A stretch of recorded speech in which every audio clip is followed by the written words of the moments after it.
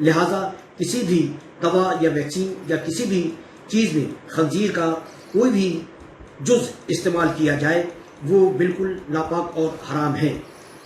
इसका इस्तेमाल हरगिज़ जायज़ नहीं। दुनिया के कई देशों की तरह भारत में भी कोरोना वायरस के खिलाफ जंग के लिए वैक्सीन की खोज का काम तेजी से चल रहा है। उम्मीद है कि जल्द ही महामारी के खिलाफ देश में टीकाकरण शुरू हो जाएगा। लेकिन इस बीच ऑल इंडिया सुन्नी जमीयत ए उलेमा और रजा अकादमी ने चीन में निर्मित कोरोना वैक्सीन के इस्तेमाल नहीं करने का ऐलान किया है। इसकी वजह है सूअर का मांस।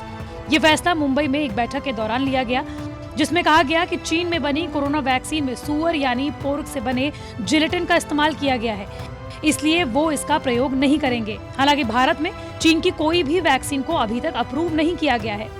साथ ही मुस्लिम संगठनों ने सरकार से ये भी गुजारिश की है कि भारत के साथ विदेश में बन रही किसी भी वैक्सीन में क्या क्या मिला हुआ है उसके बारे में मुस्लिमों को जानकारी दी जाए।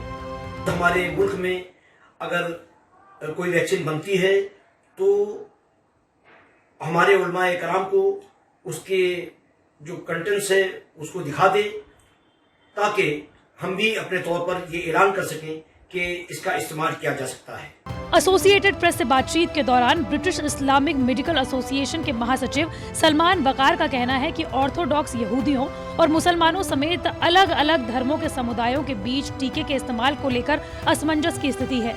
ये सूअर के मांस से बने उत्पादों के इस्तेमाल को धार्मिक रूप से अपवित्र मानते हैं। लेकिन क्या वाकई में पोर्क जिलेटिन का इस्तेमाल वैक्सीन में होता भी है या नहीं, आइए जानते हैं।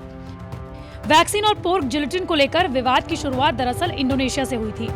अब दुनिया के तमाम इस्लामिक धर्मगुरुओं के बीच इस बात को लेकर असमंजस है कि सूअर के मांस का इस्तेमाल कर बनाए गए टीके इस्लामिक कानून के तहत जायज हैं या नहीं। बता दें कि फाइजर, मॉडर्ना, एस्ट्राजेनेका के प्रवक्ताओं ने पहले ही ये कह दिया है कि उनके टीके में सूअर के मांस से बने उत्पाद शामिल नहीं हैं। कई कंपनियां ऐसी हैं जिन्होंने ये स्पष्ट रूप से कह दिया है कि उनके टीकों में सूअर के मांस से बने उत्पादों का इस्तेमाल नहीं किया गया है। लेकिन जिलेटिन आखिर होता क्या है? दरअसल जिलेटिन एक ऐसी चीज है जो जानवरों की चर्बी में मिलता है। सूअरों की चर्बी से मिलने वाले जिलेटिन को पोर्किन जिलेटिन या पोर्क जिलेटिन कहते हैं। दवाएं बनाने में जिलेटिन का इस्तेमाल कई तरह से होता है। वैक्सीन में इसका इस्तेमाल एक स्टेबलाइजर की तरह होता है, यानी कि पोर्क जिलेटिन ये सुनिश्चित करता है कि वैक्सीन स्टोरेज के दौरान सुरक्षित रहे और असरदार रहे। यूनाइटेड किंगडम की नेशनल हेल्थ सर्विस के मुताबिक अलग अलग स्टेबलाइजर संग वैक्सीन डेवलप करने में फिर से सालों लग सकते हैं। ऐसा भी हो सकता है कि वैक्सीन बन ही ना पाए। कुछ कंपनियां सूअर के मांस के बिना टीका विकसित करने पर कई साल तक काम कर चुकी हैं। स्विट्जरलैंड की दवा कंपनी नोवार्टिस ने सूअर का मांस इस्तेमाल किए बिना मेनिनजाइटिस टीका तैयार किया था। हालांकि सऊदी अरेबिया और मलेशिया स्थित कंपनी एजे फार्मा भी ऐसा ही टीका बनाने का अब भी प्रयास कर रही है। वहीं संयुक्त अरब अमीरात की फतवा काउंसिल ने तो ये कह दिया है कि अगर वैक्सीन में जिलेटिन मौजूद है तो भी मुसलमान इसका इस्तेमाल कर सकते हैं।